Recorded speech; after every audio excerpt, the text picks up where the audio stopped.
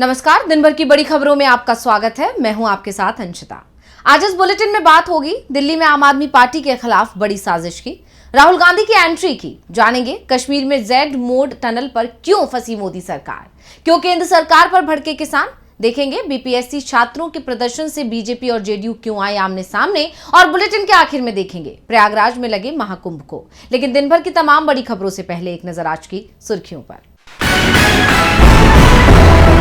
मोदी सरकार पर कांग्रेस अध्यक्ष का तीखा हमला, मल्लिकार्जुन खड़गे बोले युवाओं को बेरोजगारी के दलदल में धकेलने के लिए केवल मोदी सरकार और भाजपा जिम्मेदार। बजट से पहले सरकारी कर्मियों ने वित्त मंत्री निर्मला सीतारमण को लिखा पत्र में लिखा टैक्स रहित पेंशन, ओबीएस बहाली और 8वें वेतन आयोग के गठन की मांग। मोदी राज में रुपए का निकला दाम, 55 पैसे की गिरावट के साथ $1 के मुकाबले 86 रुपए 59 पैसे पर पहुंचा रुपया। शेयर बाजार में भारी गिरावट, 1048 की गिरावट के साथ 76,330 पर बंद हुआ सेंसेक्स, 345 अंकों की गिरावट के साथ 23,085 पर बंद हुआ निफ्टी। ये तो थी सुर्खियां, अब बात आज की सबसे बड़ी खबर की। दिल्ली विधानसभा चुनाव में पहले से ही चुनाव आयोग सवालों में घिरा हुआ है और अब आम आदमी पार्टी के उम्मीदवार को चुनाव लड़ने से रोकने की कोशिश करने पर वो बुरी तरह से फंस गया है। आप चीफ केजरीवाल इसे लेकर चुनाव आयोग पहुंच गए, तो क्या है पूरा मामला, देखिए रिपोर्ट। पटपड़गंज सीट से आप उम्मीदवार अवध ओझा चुनाव लड़ेंगे या नहीं, ये 1-2 दिन में साफ हो जाएगा। उनका नाम दिल्ली की वोटिंग लिस्ट में अभी तक शामिल नहीं हुआ है।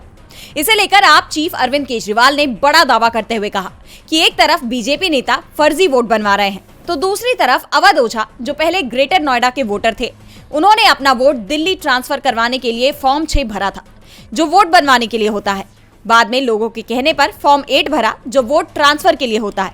लेकिन ओझा का नाम अभी तक दिल्ली की वोटर लिस्ट में शामिल नहीं हुआ है। आप उम्मीदवार को चुनाव लड़ने से रोकने की साजिश हो रही है। इसके बाद अरविंद केजरीवाल के नेतृत्व में आप नेता चुनाव आयोग पहुंचे। उन्होंने शिकायत दर्ज कराई और बाद में केजरीवाल ने कहा कि आयोग ने आश्वासन दिया है कि अवध ओझा का वोट दिल्ली ट्रांसफर होगा। ग्रेटर नोएडा से उनका वोट पटपड़गंज ट्रांसफर किया जाएगा। अवध ओझा ने कहा कि वो 15 जनवरी को नामांकन दाखिल करेंगे। अवध ओझा को तो राहत मिलती दिख रही है, लेकिन बीजेपी उम्मीदवारों पर चुनाव आयोग की तरफ से कोई कार्रवाई नहीं हो रही है। केजरीवाल ने कहा कि नई दिल्ली में खुलेआम बीजेपी का कैंडिडेट चादर बांट रहा है। किदवई नगर में चादरें बटी हैं, एक और कॉलोनी के अंदर जूते बांटे गए, एक और कॉलोनी में जैकेट्स बांटी गई, पैसे और चश्मे बांटे जा रहे हैं। केजरीवाल ने कहा कि हमने शिकायत की थी, सबूत दिए थे, लेकिन चुनाव आयोग का कहना है कि लोकल डीएम की जो रिपोर्ट आई है वो ये कह रही है कि कुछ नहीं हो रहा है। हमने कहा कि इससे साफ जाहिर हो रहा है कि लोकल डीएम मिला हुआ है। पूरी दुनिया को दिखाई दे रहा है कि चादरें बट रही हैं, लेकिन डीएम को दिखाई नहीं दे रहा। हमने आज फिर से अपील की है कि डीएम को सस्पेंड किया जाए और उसके खिलाफ सख्त एक्शन लिया जाए। केजरीवाल ने दिल्ली चुनाव में बीजेपी और चुनाव आयोग पर सवाल खड़े किए, तो वहीं कांग्रेस और बीजेपी भी एक दूसरे पर निशाने साध रहे हैं। आज राहुल गांधी ने भी कांग्रेस के लिए प्रचार शुरू कर दिया। राजधानी दिल्ली में इस बार दिलचस्प मुकाबला देखने को मिल रहा है, देखिए रिपोर्ट। दिल्ली विधानसभा चुनाव में आम आदमी पार्टी और कांग्रेस के बीच गठबंधन की चर्चाएं चल रही थी, लेकिन अब दोनों ही दल आमने सामने चुनाव लड़ रहे हैं। एक तरफ आप का प्रचार लगातार जोर पकड़ता जा रहा है। सीएम आतिशी कालकाजी सीट से नामांकन करने वाली थी, लेकिन समय पर निर्वाचन कार्यालय नहीं पहुंच सकी। अब वो 14 जनवरी को नामांकन करेंगी। दूसरी तरफ राहुल गांधी ने भी दिल्ली विधानसभा चुनाव के प्रचार का आगाज सीलमपुर से किया। राहुल गांधी के चुनाव के मैदान में आते ही कांग्रेस का प्रचार भी जोर पकड़ गया है। दरअसल इस बार कांग्रेस को दिल्ली चुनाव में बड़ी उम्मीदें हैं। पार्टी पिछले 5 साल के मुकाबले मजबूत स्थिति में दिखाई दे रही है। कांग्रेस पार्टी की तरफ से 3 बड़ी गारंटियों का ऐलान किया जा चुका है, जिसके तहत 2,500 रुपए महीना महिलाओं को दिए जाने का ऐलान किया गया है। इसके अलावा 25 लाख का स्वास्थ्य बीमा और बेरोजगारों को 8,500 रुपए महीने देने का ऐलान किया गया है। तो दूसरी तरफ बीजेपी पर उसके सहयोगियों का दबाव बढ़ता ही जा रहा है। बीजेपी की दूसरी लिस्ट आने के बाद बगावत हो रही है। करावल नगर से मोहन सिंह बिष्ट का टिकट कटा तो उन्होंने पार्टी को ही धमकी दे दी।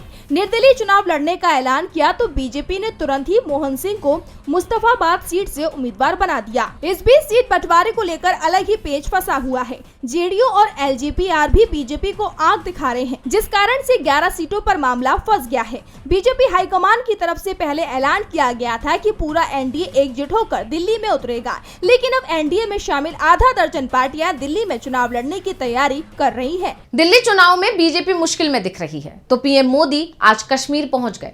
उन्होंने यहां सामरिक रूप से महत्वपूर्ण 6.5 किलोमीटर लंबी टनल का उद्घाटन किया, लेकिन इस टनल के क्रेडिट को लेकर पीएम मोदी खुद मुश्किल में फंस गए हैं। तो क्या है पूरा मामला, देखिए रिपोर्ट में। मोदी सरकार ने एक बार फिर कांग्रेस के कार्यकाल में हुए काम का क्रेडिट ले लिया तो विपक्ष हमलावर हो गया है। पीएम मोदी ने आज जम्मू कश्मीर के गांदरबल में जेड मोड टनल का उद्घाटन किया। इस टनल का शिलान्यास 2012 में राहुल गांधी ने किया था।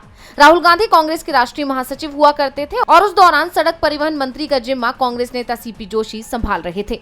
लेकिन 2014 में मोदी सरकार के सत्ता में आने के बाद इस प्रोजेक्ट को रुकवा दिया गया और अब 2025 में आकर इसका उद्घाटन हो सका है। और अब मोदी सरकार अपनी तारीफों के पुल बांध रही है। मोदी ने पूरे भाषण में कहीं भी कांग्रेस का नाम नहीं लिया। सुनिए पीएम मोदी ने अपने संबोधन में क्या कहा।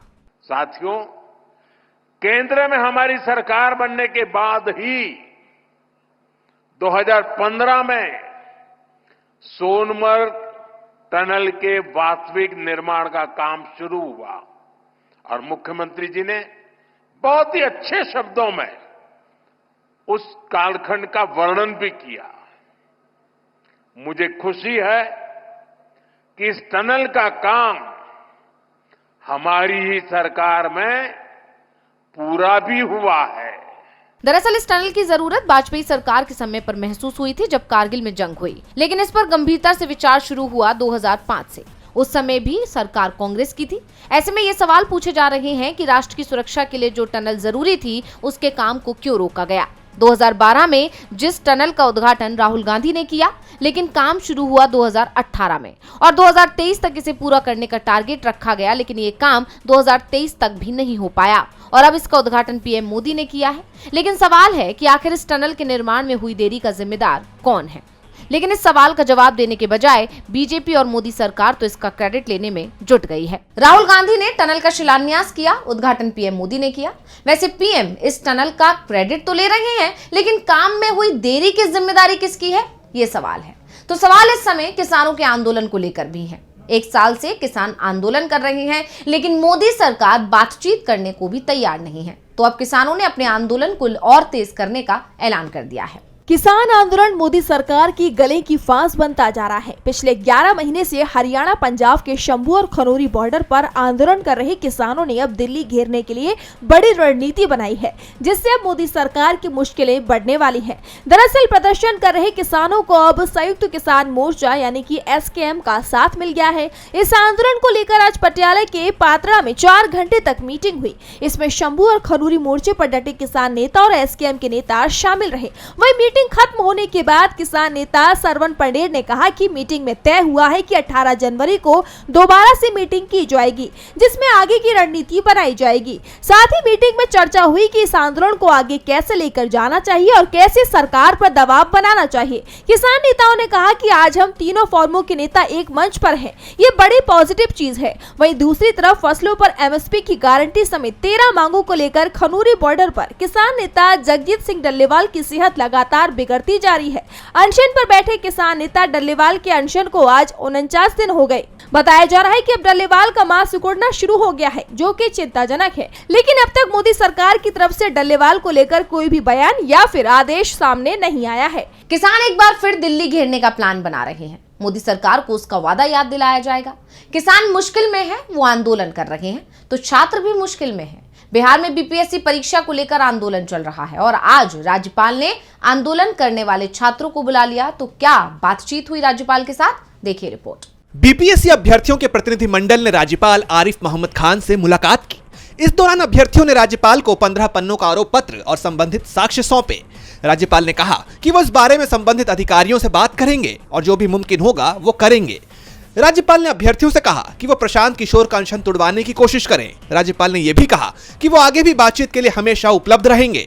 BPSC अभ्यर्थियों के प्रतिनिधि आनंद मिश्रा ने कहा है कि उन्हें राज्यपाल से सकारात्मक आश्वासन मिला है। अभ्यर्थियों की प्रमुख मांग यह है कि इस मामले की जांच के लिए एक उच्च स्तरीय कमेटी का गठन किया जाए और इस उम्मीद को लेकर उन्होंने राज्यपाल से आज मुलाकात की, जिस पर आयोग ने एक जांच कमेटी के गठन का आश्वासन दिया है और मुमकिन है कि इस कमेटी का गठन आज ही हो जाएगा। बताते चले कि 13 दिसंबर को ही BPSC परीक्षा को लेकर छात्र लगातार धांधली का आरोप लगाते हुए इसे पूरी तरह से रद्द करने की मांग कर रहे हैं। अब आयोग ने तो अभ्यर्थियों से बातचीत कर आश्वासन दे दिया है, लेकिन इस आश्वासन पर आयोग क्या अमल करता है और उससे छात्र कितने संतुष्ट हो पाते हैं ये देखना होगा। वहीं अब इस आश्वासन के बाद प्रशांत किशोर अपना अनशन जारी रखते हैं या खत्म कर देते हैं, इस पर भी सबकी नजरें रहने वाली हैं। आंदोलनकारियों की डिमांड सुनने के लिए बुलाना तो नीतीश कुमार को था, लेकिन राज्यपाल की सक्रियता ने कई सवाल जरूर खड़े कर दिए हैं। तो इस समय एक सवाल भारत और बांग्लादेश के संबंधों को लेकर भी उठ रहा है। पड़ोसी देश से भारत के संबंध लगातार बिगड़ते जा रहे हैं और अब भारत ने इसे लेकर सख्त रुख दिखाना शुरू कर दिया है। बांग्लादेश और भारत के बेपटरी होते रिश्तों के बीच भारत का बड़ा फैसला सामने आया है। यूनुस सरकार के रुख के जवाब में अब भारत ने बांग्लादेश के डिप्टी हाई कमिश्नर नूरुल इस्लाम को तलब कर लिया है। दरअसल बीते दिन बांग्लादेश ने भारतीय हाई कमिश्नर को समन किया था। उन्होंने भारत पर दोनों देशों के बीच हुए समझौते के उल्लंघन के आरोप लगाए थे। बांग्लादेश के विदेश मंत्रालय ने प्रणय वर्मा को बुलाकर बॉर्डर पर बीएसएफ की तरफ से की जा रही फेंसिंग यानी बाड़ लगाने की प्रक्रिया को अवैध बताया था। हालांकि बांग्लादेश के विदेश मंत्रालय से मुलाकात के बाद प्रणय वर्मा ने इस बात की उम्मीद जताई कि आपसी सहमति को लागू किया जाएगा और अपराध से निपटने के लिए दोनों देशों के बीच मिलजुल कर काम किया जाएगा। लेकिन अब बांग्लादेश को लेकर भारत का रवैया भी सख्त नजर आ रहा है। बांग्लादेश को लेकर भारतीय army chief general Upendra Dwivedi का भी बयान सामने आया है। उन्होंने कहा कि मैं बांग्लादेश में तख्तापलट के दौरान उनके सेना प्रमुख के संपर्क में था, लेकिन अब हम बांग्लादेश के साथ संबंधों के बारे में तभी बात कर सकते हैं जब वहां चुनी हुई सरकार हो। यानी उन्होंने यूनुस सरकार से बातचीत करने के लिए साफ इनकार कर दिया है। जनरल उपेंद्र द्विवेदी ने बांग्लादेश में सरकार के चुनाव पर जोर दिया है और ये साफ कर दिया है कि दोनों देशों में बातचीत का दौर तभी शुरू हो सकता है जब वहां लोकतांत्रिक तरीके से चुनाव के बाद सरकार बनाई जाएगी। यानी यूनुस सरकार के लिए अब भारत की तरफ से चुनौती मिलनी तय है। इसके साथ ही ये भी तय हो गया है कि आने वाले वक्त में दोनों देशों के बीच टकराव बढ़ने वाला है। और बुलेटिन के आखिर में देखेंगे महाकुंभ को। यूपी के प्रयागराज में महाकुंभ का आगाज हो गया। 13 जनवरी को महाकुंभ में पहला शाही स्नान हुआ। 1.5 करोड़ से ज्यादा लोगों ने संगम के पवित्र जल में डुबकी लगाई। देखिए रिपोर्ट। उत्तर प्रदेश की तीर्थ नगरी प्रयागराज में 13 जनवरी से महाकुंभ की भव्य शुरुआत हो गई है। इस बार का ये महाकुंभ 144 साल में दुर्लभ खगोलीय संयोग में हो रहा है। पौष पूर्णिमा के अवसर पर पहले दिन अमृत स्नान का आयोजन किया गया था और आज से ही 45 दिन का कल्पवास शुरू हो रहा है। रेलवे स्टेशन से लेकर संगम घाट तक लाखों श्रद्धालुओं की भीड़ दिखाई दी। इसमें भारी संख्या में विदेशी श्रद्धालु भी शामिल थे। प्रशासन के मुताबिक जर्मनी, ब्राजील, रूस समेत 20 देशों से भक्त पहुंचे हैं। एप्पल के को फाउंडर स्टीव जॉब्स की पत्नी लॉरेन पावेल जॉब्स भी महाकुंभ में पहुंची हैं और वो कल्पवास भी करेंगी।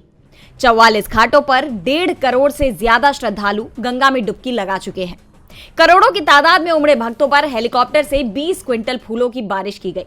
वहीं गूगल भी महाकुंभ को लेकर नया फीचर लेकर आया है। गूगल पर महाकुंभ टाइप करते ही पेज पर वर्चुअल फूलों की बारिश हो रही है। गंगा घाट पर गुजरात के कच्छ से आई महिलाएं गरबा करती दिखाई दी।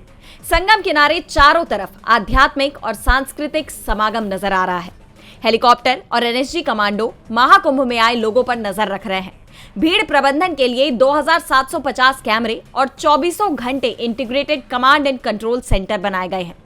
सुरक्षा के भी पुख्ता इंतजाम किए गए हैं।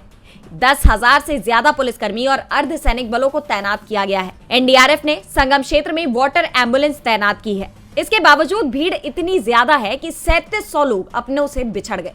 बाद में खोया पाया केंद्र से अनाउंसमेंट कर ज्यादातर लोगों को उनके परिवारजनों से मिलवाया गया। वहीं 3 लोगों के जान जाने की खबर भी सामने आई है। यातायात को लेकर भी लोगों को काफी दिक्कतों का सामना करना पड़ रहा है, लेकिन इन सब के बावजूद लोग भक्ति भावना से सराबोर है।